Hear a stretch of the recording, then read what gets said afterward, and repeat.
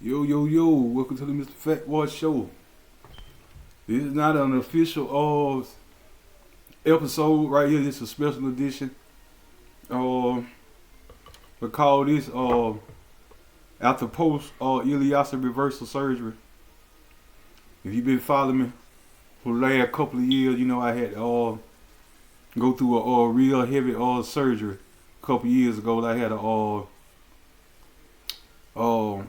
bowel obstruction surgery where they had to take a piece of my small intestine and they had to remove it. And when they removed it, they connected one part of my intestine and ran it through my stomach, and I had to wear a bag for like 2 years. Well,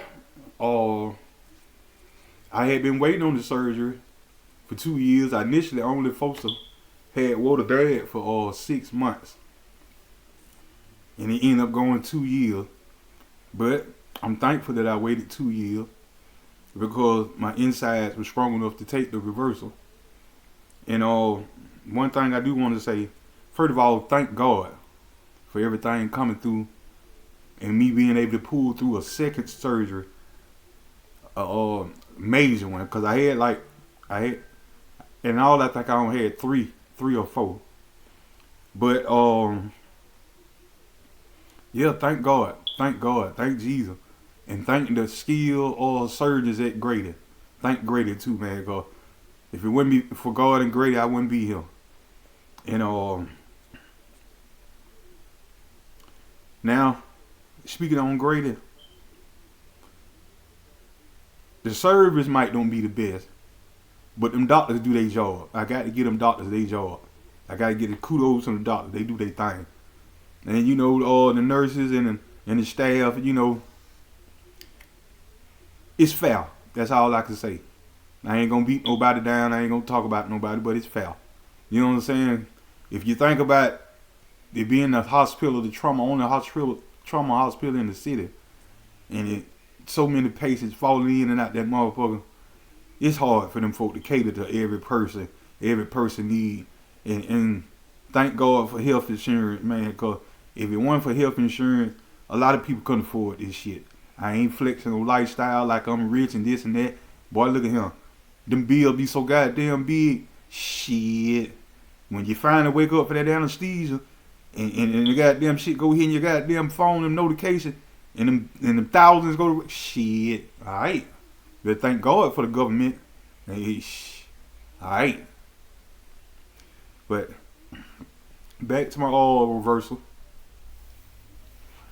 2 years. Been a long time waiting on it. 2 years of being uncomfortable. It's a lot come with it, man. More mental and physical. Because the physical wounds and adjusting your life and being able to learn how to do this and do that again. You really like starting over from a baby, man. And after they reversed it, the hardest thing I had to, it's only been 10 days now since after the surgery, since I done been home. I've been home like 4 days. But I stayed in the hospital like 7 days. And what they didn't tell me is after they connected my intestine back to my motherfucking ass, that my shit was starting over like a newborn baby. And what I mean by that, first of all your organs got to wake back up after anesthesia because they can't stop your organ, but they had to slow them down so they can do surgery on you. So once you wake back up out that shit, your organs and shit got to start waking up slowly and surely. Once you start feeling the motherfucker moving and start doing things, that shit gonna feel weird as fuck. You like, damn boy, this shit feel weird. And goddamn, they weren't gonna let me out the hospital until I was able to shit. Now, that sounds like that should be easy, right? What they didn't tell me, that my first shit was gonna be bloody as a motherfucker. And it gonna be bloody for a while. Until goddamn it like kick all the fluids that was left over in my stomach out my ass. So you got to push that shit out before you even start looking like shit again. So a whole while, the first couple of shits, nigga, I'm freaking out thinking this shit cancer or something. They were like, no. Once they reconnect your intestines and your ass back together, that shit down there like a newborn baby. You ain't used it in 2 years. So that shit got to break through. You got to break through. Then the muscles got to get used to pushing that shit back out. That's why they change your diet. They have you on a liquid diet first. Then they go from goddamn liquid to juicy to goddamn soft food. Then as time go on and your shit get a little stronger, you can try different things. You know what I'm saying? So right now, I was like mostly on breakfast food since I've been home. Like grits, oatmeal. I just moved up to rice and noodles and soups and shit like that. And today I'm finna try me a goddamn some mashed potatoes and turkey wings for the first time. Shit me, I'm hungry the motherfucker. Been smoking good reefer too, but yeah. So yeah, that was one of the hardest complications I had experienced. Once I got over the bleeding and it started to goddamn like regular stew, it had to be watery for a while. You know what I'm saying? So you're gonna go through a phase of that shit for a while. Now that watery. And then as the days go by and the more you try to, eat, the stronger your intestine get, it start to goddamn harden up or stool up, thicken up, where you can goddamn, okay, now it's looking like regular shit. And another thing too, that once you get connected, your shit be so loose. Goddamn shit, I had to get a motherfucking pot and put that motherfucker right beside my bed. Because my first night home,